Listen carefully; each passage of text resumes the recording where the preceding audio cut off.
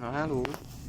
Na, megy a kis katonai hajó valamerre, vagy csak lehet lehorgonyoz a másik mellé, ott van egy, ott a szélen, Franklin mögött.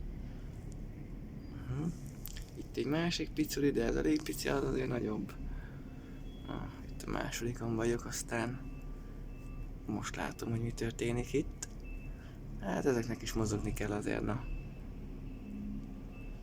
Belvickél egy kicsit a helyére. Na, jó legyél!